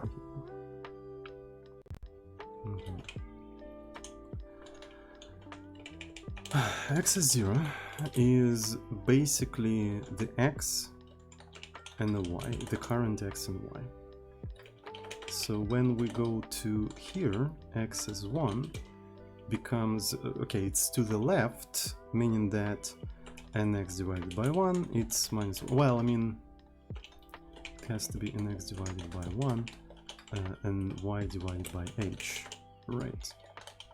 So what, this is y's as well. Y is 1, yh is going to be this thing. So it's to the left, to the right. So this is the second thing. I just want to be able to just push all of them there somehow, if you know what I mean. Just want to be able to push all of them there. So does it make sense for me to maintain some sort of a like a count, so I can easily do that, like so? All right. Because I just want to collect all of them and then sort of like sort all of them, but not really sort all of them. But you know what I mean. It is annoying. Like the amount of coring cases is just annoying. You know what I mean? If I could just figure out and have the scholars at fixed positions, like I know that QS0 is left top corner. I know that QS1 is the right top corner. I know all of these things. I could just like do that. Figuring out, huge pain, enormous pain. Right, so, okay. One thing I can do, I can put all of the coordinates into the list, right, and then I could do the following thing, right. It's just minimum between x0, x1, x2, x3, right, and then minimum between all of the y's, query xy, so this is minimum between those things, and then I can take this sprite, right, so I can do Olivet's pixel of the sprite, I can use that as an index, that as an index, right, and then I can quite confidently say that this is QS0. It's just I need to first collect all of the x's in here. I need to collect all of the x's. And I also need to collect all of the y's. Though it's probably not that hard.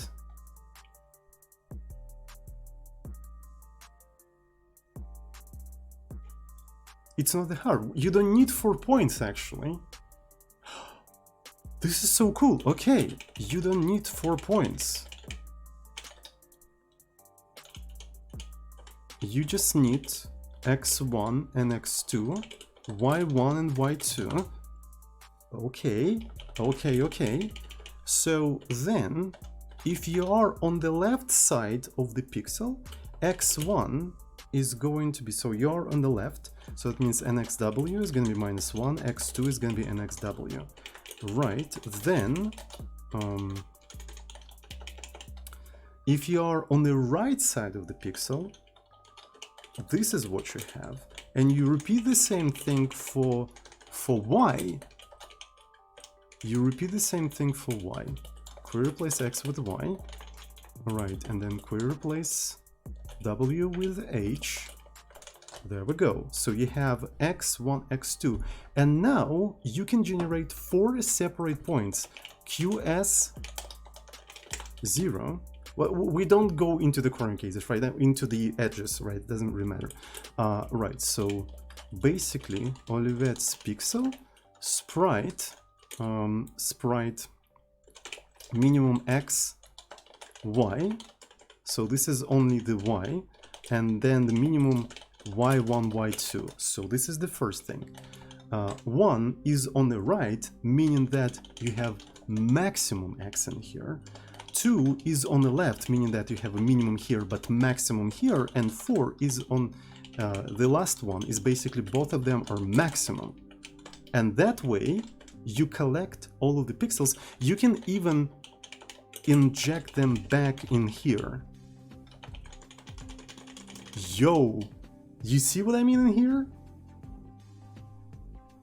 Isn't that cool? I think it's pretty cool. Right, so this is how we escape this nasty combinatorial explosion, kind of. And pxpy is nxw. and YH.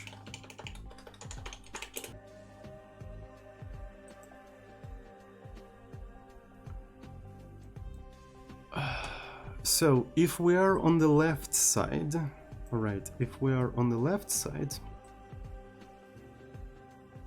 that means we'll have to add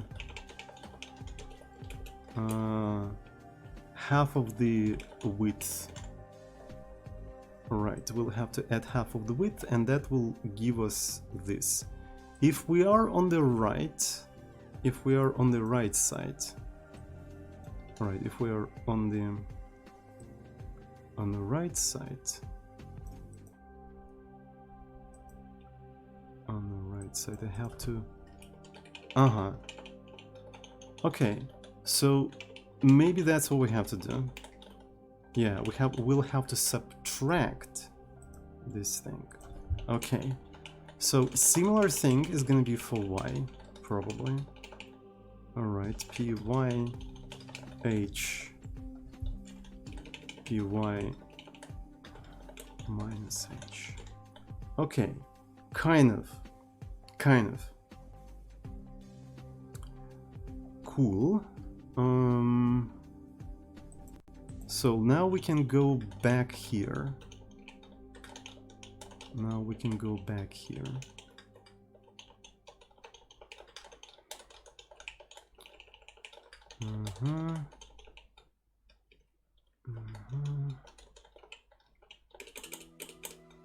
X to Y2. Okay.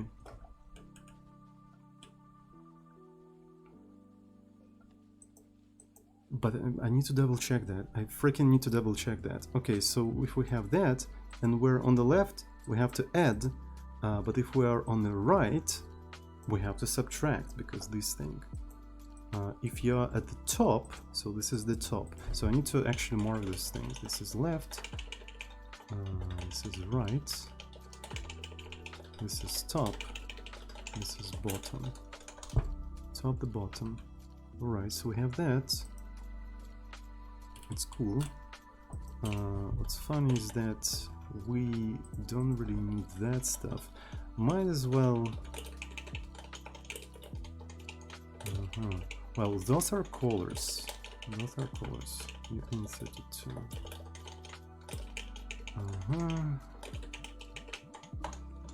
I'm just thinking, do I want to inline those things? Do I really want to inline them? Is it going to be too much?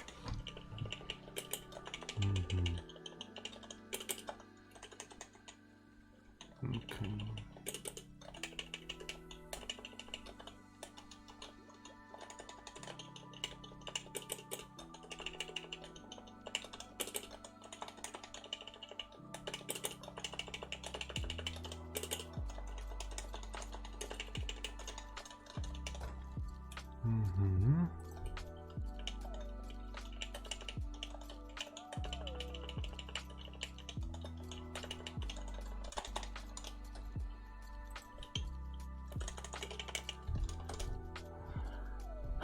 Okay.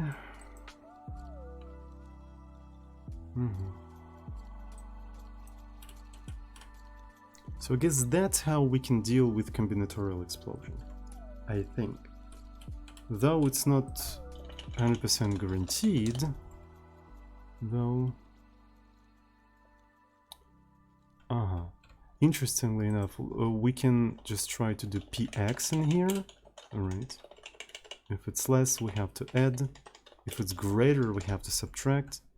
And this is py. If it's less, we have to add.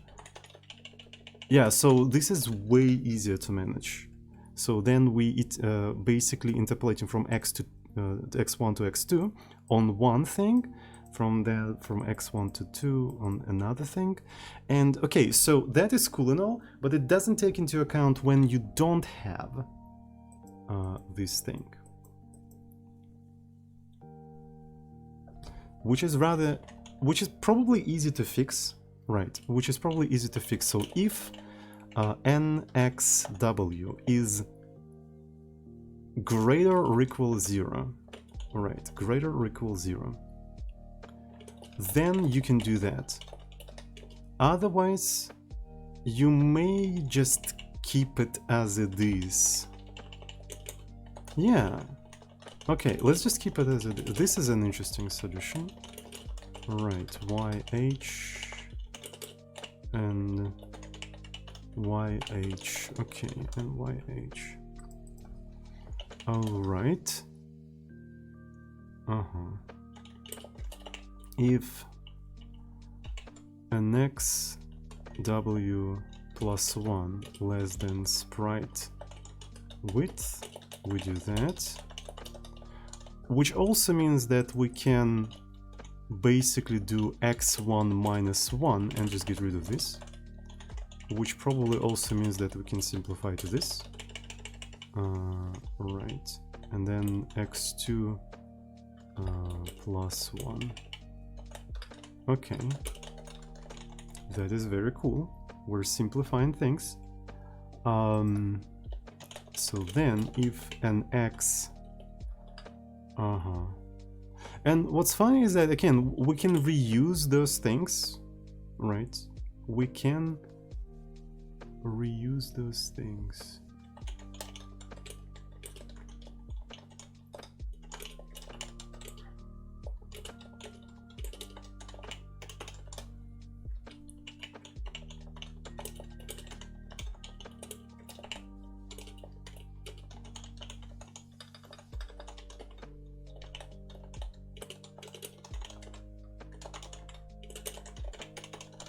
Yeah, okay, so this is a better way of dealing with that, I think. Right. So we just like go to the right, and if we overflow, we go back. If we overflow, we go back. And that's basically how we deal with all that.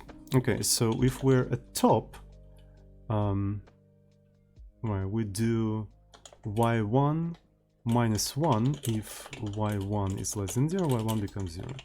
Cool. Then y2 plus 1 if y2 becomes greater or equal sprite height, y2 becomes sprite height minus 1. I think this is a better way to deal with all of that, right? It's much simpler, and it just like allows us, we also take into account all of these special things. Okay.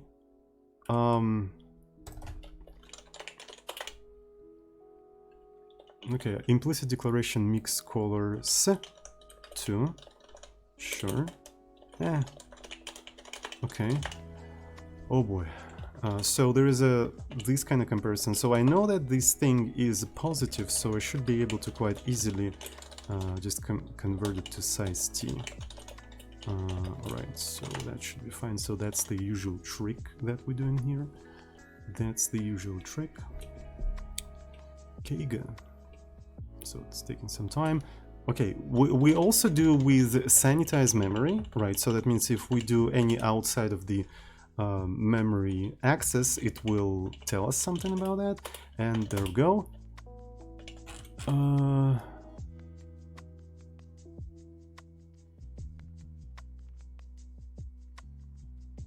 It is actually flipped.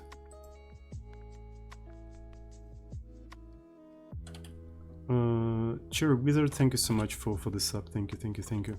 Why are they flipped? Well, at least this is a bit easier to deal with, I think, isn't it? That doesn't make any sense.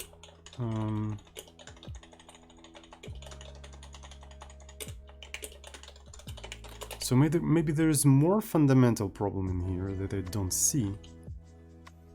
But where is it? It's probably something extremely dumb, again, because this is such a simple approach. Okay, so this is already kind of, but it's still kind of flipped? Or is it? I can't tell.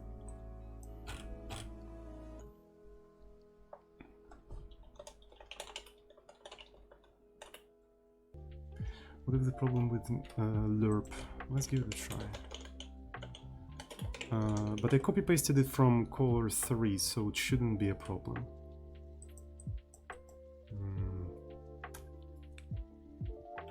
don't see any problem. Where is the problem?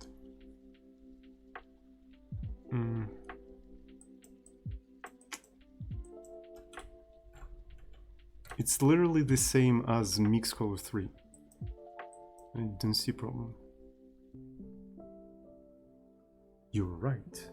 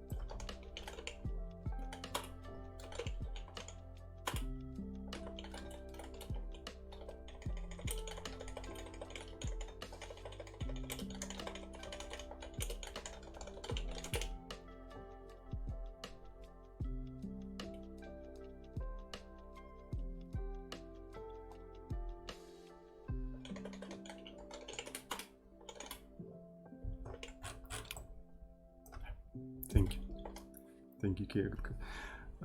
So essentially, what was the problem?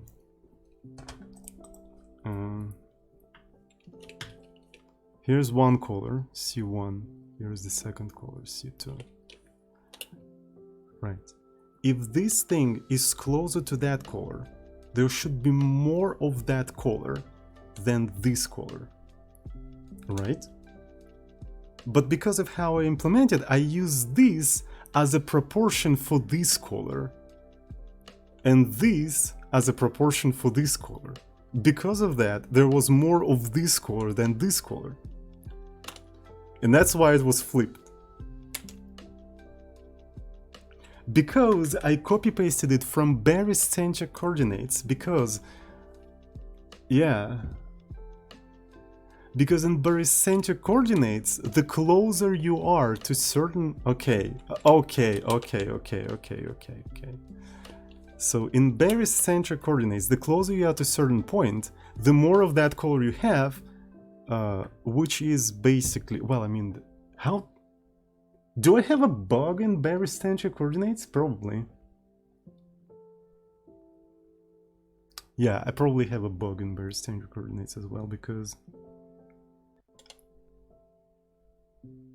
Yeah, so this actually probably helped us to find a bug in barycentric coordinates, because if you're closer to certain things, you have a smaller proportion. Because of that, well, yeah, it's kind of difficult, but yeah.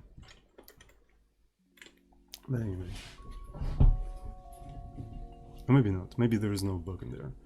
But yeah, it's just like, that means that in that crazy amount of ifs and elses that I had, I didn't have any bug. The bug was within mixed colors, so that crazy thing would have worked if there was no bug in mixed colors. But then I wouldn't go on a route of trying to simplify that combinatorial explosion and arrive at this code, which is much simpler than what we have before. Right, you see? So it's kind of like, yeah. Okay, that's cool. I'm a little bit mad that it took me so much time to figure that out. And plus, there is like a downside of showing like the entire process on Twitch, because as soon as you're starting to have like any problems or struggle a little bit, people like basically leave the stream and the view count drops down, right? So you always have to make perfect implementations first try, otherwise people leave. Which is completely unrealistic. Right, but that's how Twitch works, right? So if you don't do that, people just leave. They just like, that's not an interesting stream. He's not pulling off any first tries, dab, so that's boring stream, fuck that. He's not worthy. So and yeah, that's kind of sad. Because that's not how software development works, like, but people are not interested in watching real software development. Really. So if you show people the actual software development with all of its problems, with all of its pitfalls, people are just feel uncomfortable and just leave the stream. It's just like, nah, dude, that's lame. Alright. So, and because of that, I'm not kind of allowed to struggle on my streams. And well, you are, guys, interested in software development just by the sheer fact that you didn't leave the stream. Of course you are interested in real software development. But people who are not interested in real software development, they already left. So they are not saying anything in the chat anymore. I mean, people watch streamers practicing speedruns. Maybe. But I mean, speedruns are not as popular as... Like, who's at the top of Twitch? Speedrunners? Though, here's an interesting thing. So with the speedrunners, people watch only speedrunners that have, like, some records. So they probably know that watching them may eventually pay off. Nobody's watching like a random speedrunners, because you'd never know if watching them for a long time will pay off. Right. So it's kind of like there is expectations.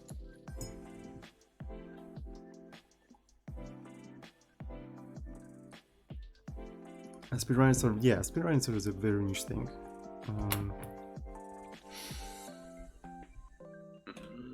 Okay, so anyway, what I want to do? I wanted to now try and apply this entire thing on the demo, right?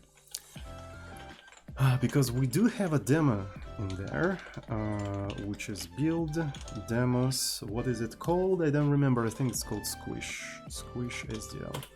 Okay, this is our squishy thingy. Right, and you can clearly see that it's a little bit like this. Might as well maybe make it a little bit more bigger, so it's more obvious that we have like pixels and stuff like that. So let me open the demo, squish. So we have a factor, right? So SRC scale. So what is SRC scale? So let's make SRC scale 4, and I wonder if it will do something in here. Okay, so there is a problem. If I try to rebuild demos, it will rebuild all of the demos, which is not exactly what I want. So maybe it's time to introduce some sort of a subcommand. Right. So, okay. This is a subcommand, and we can do the following thing. If argc is greater than 0, so we provided more additional subcommands. Right. So if it's 0, we just rebuild this entire thing. Otherwise, if it's greater than 0, I think that's better. We do take the specific demo, right? So this is going to be shift args, argc, argv, right? And now, how do we rebuild specific demos? Right, so when we rebuild specific demos, we're calling build vc demo. Right, build vc. Twitch just disconnected me. So what's interesting is that my internet is fine. Twitch just disconnected me. 500? Really? Does it return 500? Or what? Or is it you just throwing random numbers? Okay, where did we stop? Where did we stop? On what phrase did I stop?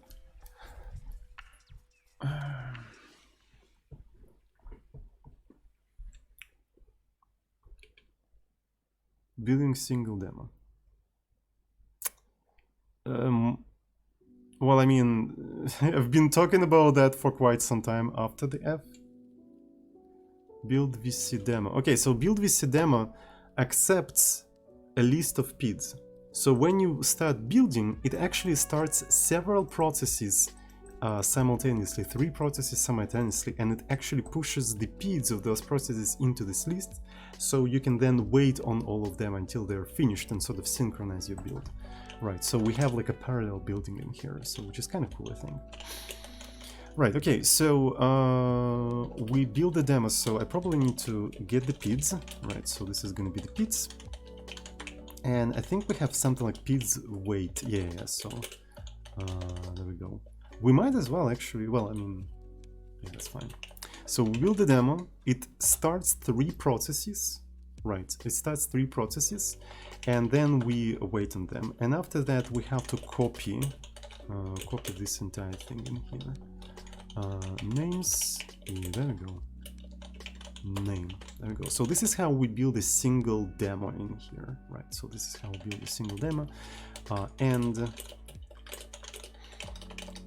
this is how we're going to be building all of the demos. Right. So that's cool. So the thing I want to do, okay, I want to rebuild specifically squish demo, right?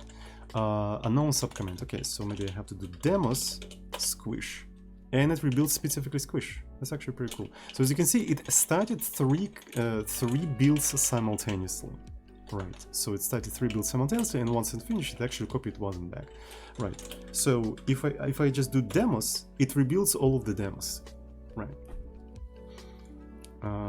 It rebuilds all of the demos. There's like 24 of them, and they are on 3 separate platforms. As you can see, it's kind of slow, but what I did, and now I can just provide the name of the demo, for example, Teapot 3D, right? And it will only rebuild Teapot 3D. So that's kind of cool. So all right. That's really cool.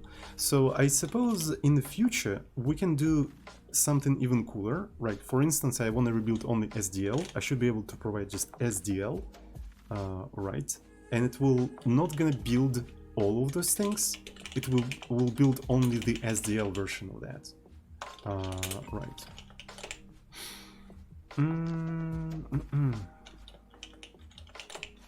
Okay, so maybe that'll be kind of interesting.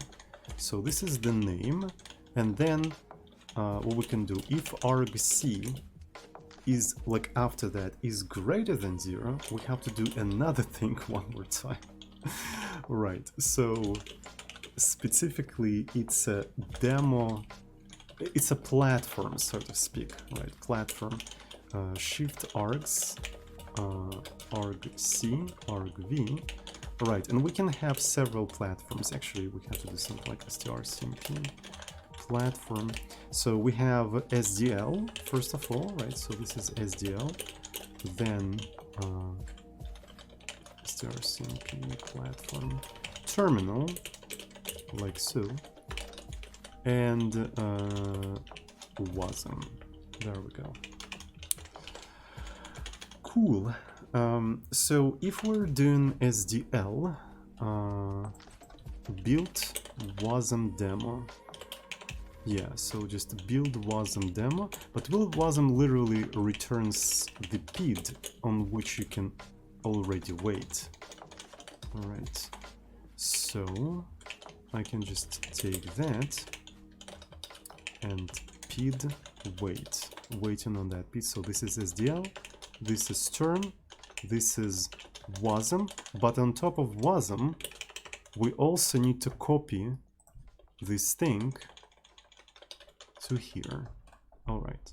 So if we encounter some other things, like the platform that we don't support, we can say something like error unknown platform demo platform s.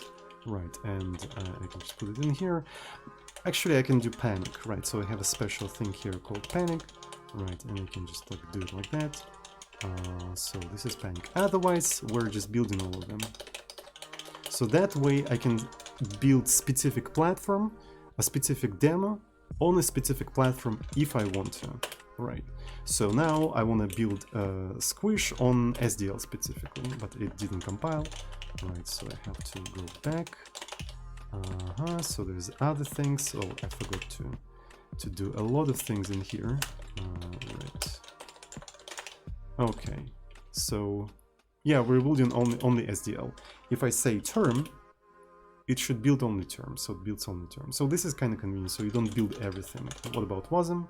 It builds wasm and then also copying it there. If I just say squish, it builds it for all of the 3 platforms simultaneously. If I say demos, it builds all of the demos, right? So, and if I do that, it builds literally everything. It builds the assets and stuff like that. So you see, I can sort of zoom in on what exactly I can build. So let's try the convenience. So that's what I basically wanted. Right, squish for SDL. Right, you have to rebuild everything. Okay, so and theoretically, by the way, this should work on Windows as well. Right, theoretically. Right, I haven't tested it because I don't have Windows, because Microsoft doesn't, you know, provide it in my country anymore. But anyway, so demos, actually build demos squish SDL. Yep. So we can kind of see the pixels. Is it possible to see that it's kind of pixelated? I think it's kind of possible, right? So we can make it even bigger than that. Okay, no build, demos squish SDL. So that's pretty pogue. Okay. So now what I'm gonna go and do is I'm gonna do sprite copy bilinear. Right, so I'm gonna just like rebuild the entire thing and see if it actually improves anything. So as you can see now, it is interpolated. I think that's kind of cool. So it's not pixelated anymore. That's very cool. Okay, so let's actually try to build WASM version. Right, so let's do WASM version and do Python 3 and HTTP server 6969, and let's go to WASM. All right, and let's find the squish. All right, look at that. It is working there as well in a browser. So that's pretty cool. So now I know how to do bilinear interpolation. Okay, so what about term? So what about term? So let's see how it looks like in the terminal. I think it's going to be rather interesting. So demos squish terminal. Well, it's kind of hard to tell if it's interpolated or not because it's... Yeah. This isn't a terminal, by the way. Right. Okay, so if I just copy it, is it going to be any different? That's a good question. It's kind of hard to tell, but it's faster. So that's the only difference I can see. It's just faster. Yeah.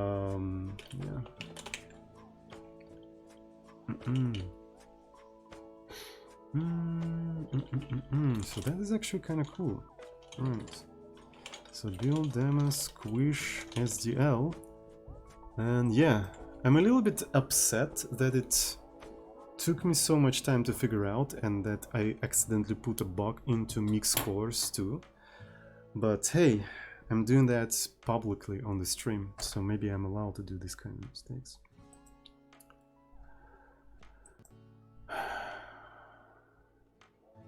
Does anyone have any questions, maybe? That's pretty cool. Now I know how to do bilinear interpolation. Right. That's really cool.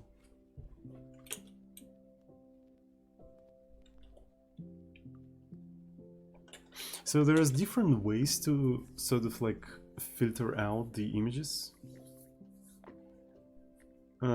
Is SDL file running using SDL? Well, it's a good question. It's a very good question. I think the answer is yes. That's probably why I called it like that.